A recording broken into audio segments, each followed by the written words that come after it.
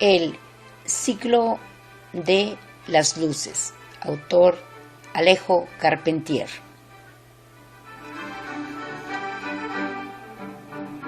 Las palabras no caen en el vacío.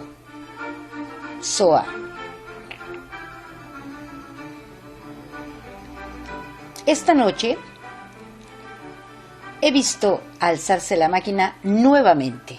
Era en la proa como una puerta abierta sobre el vasto cielo que ya nos traía olores de tierra por sobre un océano tan sosegado, tan dueño de su ritmo, que la nave, levemente llevada, parecía adormecerse en su rumbo, suspendida entre un ayer y un mañana que se trasladaran con nosotros.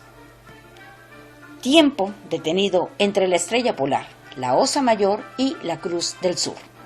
Ignoro, pues no es mi oficio saberlo, si tales eran las constelaciones, tan numerosas que sus vértices, sus luces de posición sideral, se confundían, se trastocaban, barajando sus alegorías en la claridad de un plenilunio empalidecido por la blancura del camino de Santiago.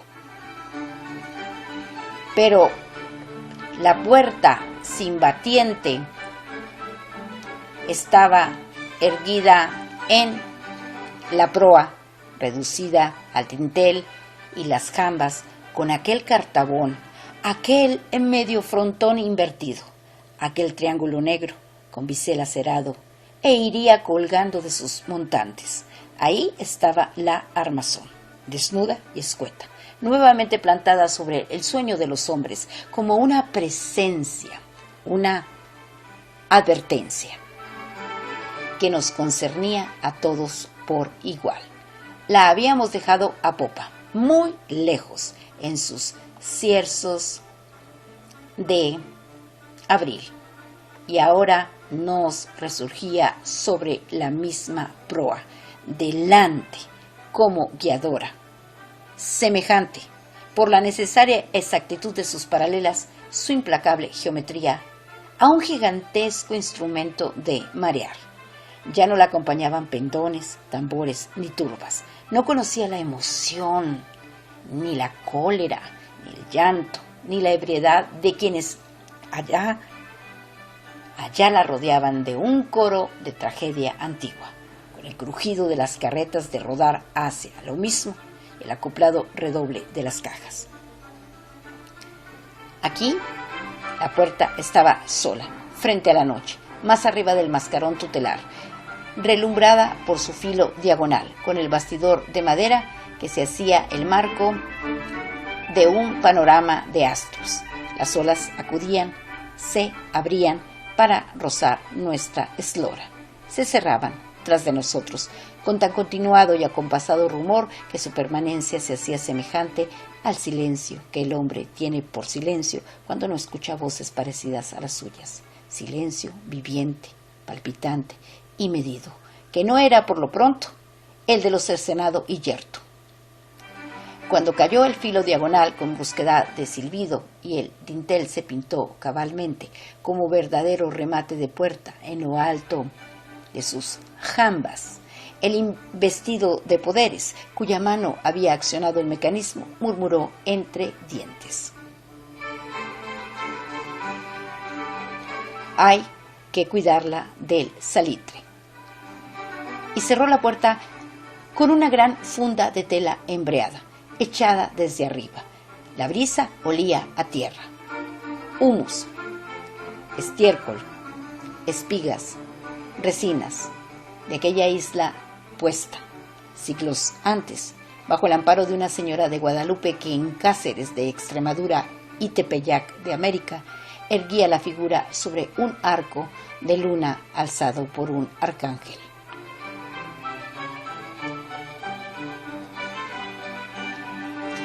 Detrás quedaba una adolescencia cuyos paisajes familiares me eran tan remotos.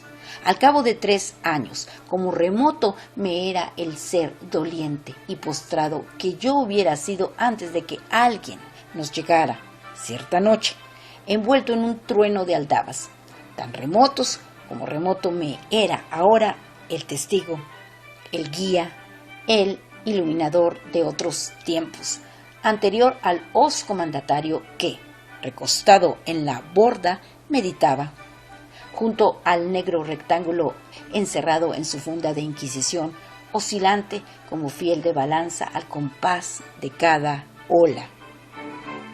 El agua era clareada, a veces, por un brillo de escamas o el paso de alguna errante corona de sargazos.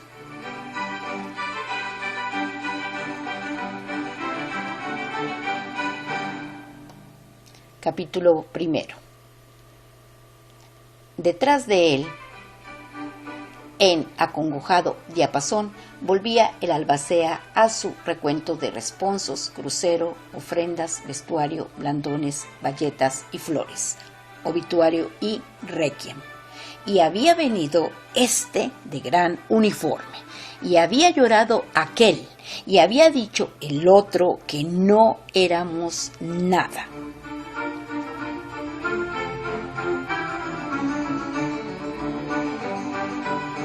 Y sin que la idea de la muerte acabara de hacerse lúgubre a bordo de aquella barca que cruzaba la bahía bajo un tórrido sol de media tarde, cuya luz rebrillaba en todas las olas, encandilando por la espuma y la burbuja quemante en descubierto, quemante bajo el toldo, metido en los ojos, en los poros, intolerable para las manos que buscaban un descanso en las bordas, envuelto en sus improvisados lutos que olían a tintas de ayer. El adolescente miraba la ciudad, extrañamente parecida a esta hora de reverberaciones y sombras largas, a un gigantesco lampadario barroco, cuyas cristalerías verdes, rojas, anaranjadas coloreaban una confusa rocalla de balcones, arcadas, cimborrios, belvederes y galerías de persianas, siempre erizada de andamios, maderas, aspadas, horcas y cucañas de albañilería, desde que la fiera de la construcción se había apoderado de sus habitantes enriquecidos por la última guerra de Europa. Era una población eternamente entregada al aire que la penetraba, sedienta de brisas y terrales, abierta de pósticos, de celosías, de batientes, de regazos, al primer aliento fresco que pasara. Sonaban entonces las arañas y girándulas, las lámparas de flecos, las cortinas de abalorios, las veletas alporotosas, pregonando el suceso. Quedaban en suspenso los abanicos de penca, de seda china, de papel pintado, pero al cabo del fugaz alivio volvían las gentes a su tarea de remover un aire inerte, nuevamente detenido entre las altísimas paredes de los aposentos. Aquí la luz se agrumaba en calores, desde el rápido amanecer que la introducía en los dormitorios más resguardados, calando cortinas y mosquiteros, y más ahora en estación de lluvias, luego del chaparrón brutal de mediodía. Verdadera descarga de agua acompañada de truenos y centellas, que pronto vaciaba sus nubes, dejando las calles anegadas y húmedas en el bochorno recobrado. Bien podían presumir los palacios de tener columnas, señeras y blasones tallados en la piedra. En estos meses se alzaban sobre un barro que les pegaba al cuerpo como un mal sin remedio. Pasaba un carruaje y eran salpicaduras en mazo, disparadas a portones enrejados por los charcos que se ahondaban en todas partes, socavando las aceras, derramándose unos en otros con un renuevo de pestilencias. Aunque se adornaran de mármoles preciosos y finos alfarjes de rosáceas y mosaicos, de rejas diluidas en volutas tan ajenas al barrote que eran como claras vegetaciones de hierro prendidas de las ventanas. No se libraban las mansiones señoriales de un limo de marismas antiguas que les brotaba del suelo apenas empezaban los tejados a gotear. Carlos pensaba que muchos asistentes al velorio habrían tenido que cruzar las esquinas caminando sobre tablas atravesadas en el fango o saltando sobre piedras grandes para no dejar encajado el calzado en las profundidades de la huella. Los forasteros alababan el color y el gracejo de la población luego de pasar 3 días en sus bailes, fondas y garitos, donde tantas orquestas alborotaban las tripulaciones rumbosas, prendiendo fuego al caderamen de las hembras. Pero quienes la padecían a todo lo largo del año sabían de sus polvos y lodos, también del salitre que verdecía las aldabas, mordía el hierro, hacía sudar la plata, sacaba hongos de los grabados antiguos, empañando perennemente el cristal de dibujos y aguafuertes, cuyas figuras, ya onduladas por la humedad, se veían como a través de un vidrio aneblado por el cierzo.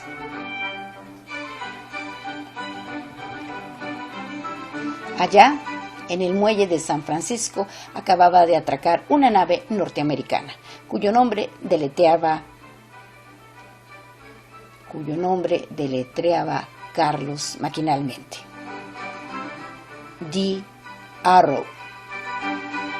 Y proseguía el albacea en la pintura del funeral, que había sido magnífico, ciertamente, en todo digno de un varón de tales virtudes, con tantos sacristanes y acólitos, tanto paño de pompa mayor, tanta solemnidad, y aquellos empleados del almacén que habían llorado discretamente, virilmente, como cuadra a hombres, desde los salmos de la vigilia hasta el momento de difuntos.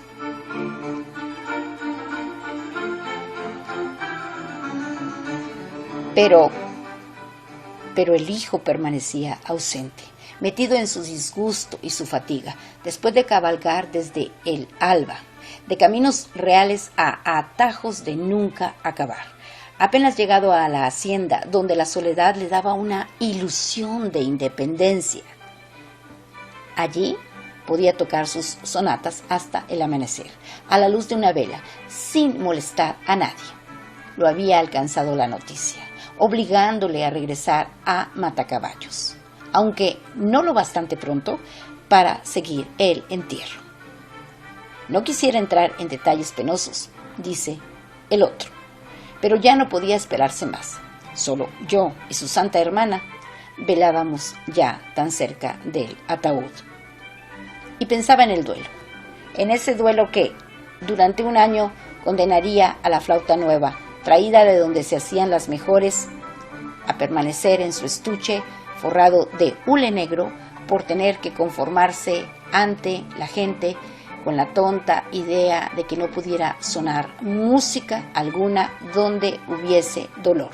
La muerte del padre iba a privarlo de cuanto amaba, torciendo sus propósitos, sacándolo de sus sueños. Quedaría condenado a la administración del negocio.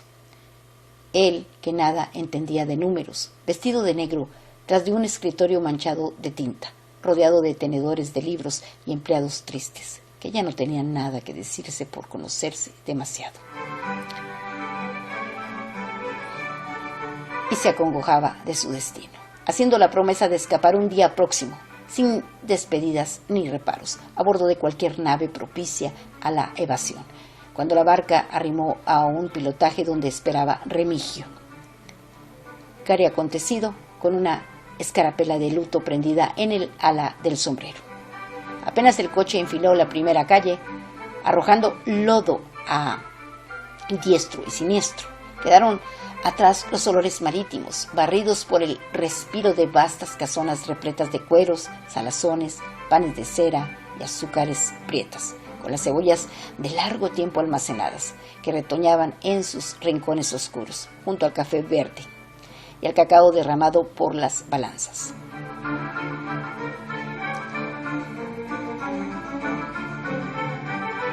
Un ruido de cencerros llenó la tarde, acompañando la acostumbrada migración de vacas ordeñadas hacia los potreros de extramuros, Todo olía fuertemente en esa hora próxima a un crepúsculo, que pronto incendiaría el cielo durante unos minutos, antes de disolverse en una noche repentina.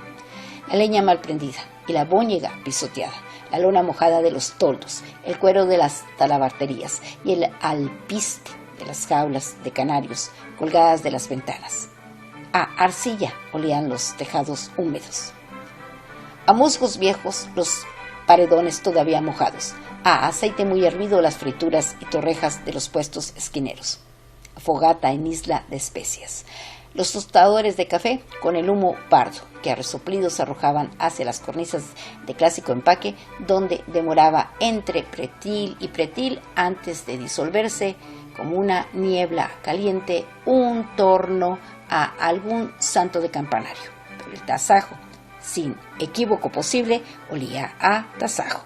Tasajo omnipresente, guardado en todos los sótanos y trasfondos, cuya acritud reinaba en la ciudad, invadiendo los palacios, impregnando las cortinas, desafiando el incienso de las iglesias, metido en las funciones de ópera. El tasajo, el barro y las moscas eran la maldición de aquel emporio, visitado por todos los barcos del mundo, pero donde solo las estatuas, pensaba Carlos, paradas en sus zócalos mancillados de tierra colorada, podían estar a gusto, como antídoto de tanta cecina presente. Desembocaba de pronto por el respiradero de una calleja sin salida el noble aroma del tabaco amontonado en galpones, amarrado, apretado, lastimado por los nudos que ceñían los tercios de fibra de palmera, aún con tiernos verdores en el espesor de las hojas, con ojos de un dorado claro en la capa mullida, todavía viviente y vegetal, en medio del tasajo que los encuadraba y dividía, aspirando un olor que por fin le era grato, y alternaba con los humos de un nuevo tostadero de café hallado en la vuelta de una capilla. Carlos pensaba, acongojado, en la vida rutinaria que ahora le esperaba, enmudecida su música, condenado a vivir en aquella urbe ultramarina, ínsula dentro de una ínsula, con barreras de océano cerradas sobre toda aventura posible. Sería como verse amortajado de antemano en el hedor del tasajo, de la cebolla y de la salmuera, víctima de un padre a quien reprochaba. Y era monstruoso hacerlo. El delito de haber tenido una muerte prematura. El adolescente padecía como nunca en aquel momento la sensación de encierro que produce vivir en una isla, estar en una tierra sin caminos hacia otras tierras a donde se pudiera llegar rodando, cabalgando, caminando, pasando fronteras, durmiendo en albergues de un día, en un vagar sin más norte que el antojo, la fascinación ejercida por una montaña pronto desdeñada por la visión de otra montaña. ¿Acaso el cuerpo de una actriz conocida en una ciudad ayer ignorada, a la que se sigue durante meses de un escenario a otro, compartiendo la vida azarosa de los cómicos? Después de escorarse para doblar la esquina amparada por una cruz verdecida de salitre. El coche paró frente al portón claveteado, de cuya aldaba colgaba un lazo negro. El zaguán, el vestíbulo, el patio estaban alfombrados de jazmines, nardos, claveles blancos y siempre vivas, caídos de coronas y ramos. En el gran salón, ojerosa, desfigurada, envuelta en ropas de luto que, por ser de talla mayor que la suya, la tenían como presa entre tapas de cartón. Esperaba a Sofía, rodeada de monjas clarisas que trasegaban frascos de agua de melisa, esencias de azahar, sales o infusiones, en un repentino alardear de afanosas ante los recién llegados. En coro se alzaron voces que recomendaban valor, conformidad, resignación, a quienes permanecían acá abajo, mientras otros conocían ya la gloria que ni defrauda ni cesa. Ahora seré vuestro padre, lloriqueaba el albacea desde el rincón de los retratos de familia. Dieron las 7 en el campanario del Espíritu Santo. Sofía hizo un gesto de despedida que los demás entendieron, retrocediendo hacia el vestíbulo en condolido mutis.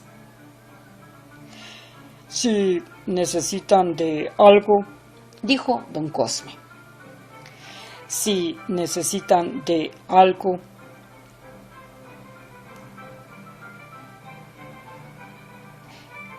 si necesitan de algo, corearon las monjas. La gran puerta quedó cerrada por todos sus cerrojos, cruzando el patio donde en medio de las malangas, tal columnas ajenas al resto de la arquitectura, se erguían los troncos de 2 palmas cuyos penachos se confundían en la incipiente noche. Carlos y Sofía fueron hasta el cuarto contiguo a las caballerizas, acaso el más húmedo y oscuro de la casa. El único, sin embargo, donde Esteban lograba dormir, a veces una noche entera sin padecer sus crisis. Pero ahora estaba asido, colgado de los más altos barrotes de la ventana, espigado por el esfuerzo, crucificado de bruces, desnudo el torso, con todo el costillar marcado en relieves, sin más ropa que un chal enrollado en la cintura. Su pecho exhalaba un silbido sordo, extrañamente afinado en 2 notas simultáneas, que a veces moría en una queja. Las manos buscaban en la reja un hierro más alto del que prenderse, como si el cuerpo hubiese querido estirarse en su delgadez y surcada por venas moradas. Sofía, impotente ante un mal que desafiaba a las pócimas y sinapismos, pasó un paño mojado en agua fresca por la frente y las mejillas del enfermo. Pronto sus dedos soltaron el hierro, resbalando a lo largo de los barrotes y llevado en un descendimiento de cruz por los hermanos. Esteban se desplomó en una butaca de mimbre, mirando con ojos dilatados, de retinas negras, ausentes a pesar de su fijeza. Sus uñas estaban azules, su cuello desaparecía entre hombros tan alzados que casi le cerraban sobre los oídos. Con las rodillas apartadas en lo posible, los codos llevados adelante, parecía en la cerosa textura de su anatomía un asceta de pintura primitiva entregado a alguna monstruosa mortificación de su carne. Fue el maldito incienso, dijo Sofía, olfateando las ropas negras que Esteban había dejado en una silla. Cuando vi que empezaba a ahogarse en la iglesia, pero cayó al recordar que el incienso, cuyo humo no podía soportar el enfermo, había sido quemado en los solemnes funerales de quien fuera calificado de padre amantísimo, espejo de bondad, varón ejemplar, en la oración fúnebre pronunciada por el párroco mayor. Esteban, ahora, había echado los brazos por encima de una sábana enrollada a modo de soga, entre 2 argollas fijas en las paredes. La tristeza de su vencimiento se hacía más cruel en medio de las cosas con que Sofía, desde la niñez, había tratado de distraerlo en sus crisis.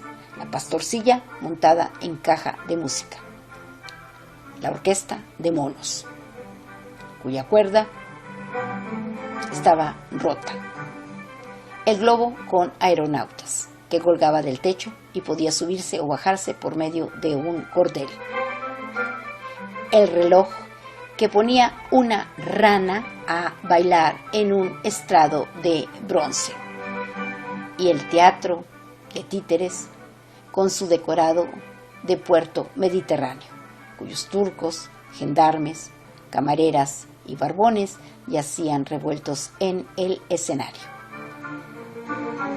Este con la cabeza trastocada, el otro rapado de peluca por las cucarachas, aquel sin brazos, el matachín vomitando arena de comején por los ojos y las narices.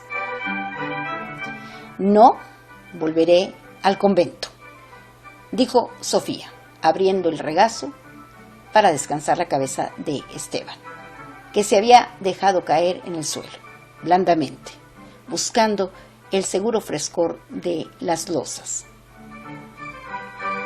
Aquí es donde debo estar.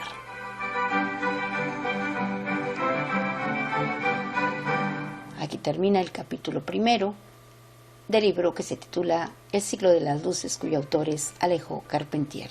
Son las 7 de la mañana con 16 minutos y hoy es un lindo día, lunes 1 de agosto del año 2022. Muy buenos días a todos ustedes y que Dios los bendiga.